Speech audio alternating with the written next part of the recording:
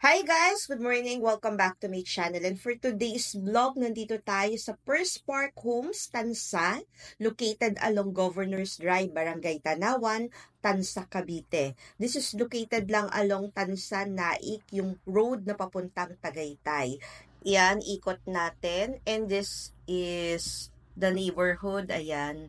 Maganda yung kanyang location, napakalapit lang sa clubhouse at sa entrance gate. So, halos katalikuran lang to ng main road na mga bahay. So, this is near SM City 13, Walter Mart, Pure Gold, Cavite Provincial Capital, and meron din ditong malalapit na hospital, yung Emilio Aguinaldo Memorial, Gentry Doctors, and Gentry Medical. Sa school naman, malapit to sa Lyceum, Cavite, at saka sa Notre Dame of Trece Martires. Tara, ikot tayo. By the way, this is Bank Foreclosed Property ha. Ang kanyang lot area ay 88 square meters at ang kanyang floor area naman ay 72 square meters. This is single detached. Siguro kung i-google or mag-i-inquire kayo, nasa 5 million or almost na yung ganitong mga unit.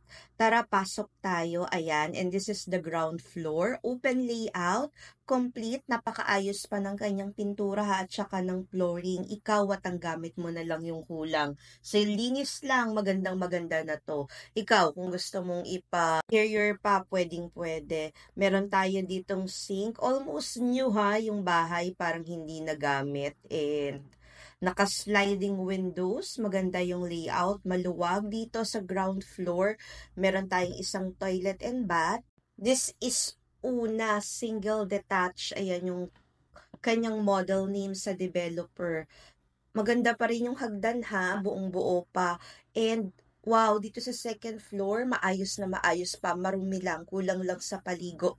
Meron tayong isang toilet and bath dito sa second floor, wala pa siyang mga ilaw eh, parang hindi siya nagamit. This is bedroom number 1, the kids bedroom. Pwede mo gawing walk-in closet kung 2 bedrooms lang naman yung kailangan mo or office. This is the second bedroom. Maganda, maayos na maayos pa. Ayan, may lagayan pa siya ng mga aircon and hindi talaga siya nagamit. Malinis na malinis yung kanyang mga pintura. Sobrang laki na yung matitipid mo, and by the way, yung subdivision with complete amenities, napakalapit lang nito sa swimming pool, and this is the master's bedroom. Ito yung mas malaking room, and pwedeng-pwede ka pa magpa-extend around. Maayos yung mga kisame, maayos yung flooring, maayos yung bintana, and walang nakabukas na ilaw pero maliwanag.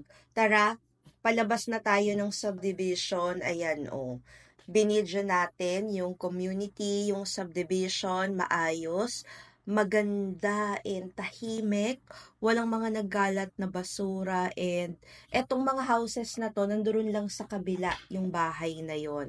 At kung nakaabot ka sa part ng video na ito, this housemate before you, ang ganda ng mga ulap. Oh, grabe. This property is selling for as low as 2,456,000 pesos only.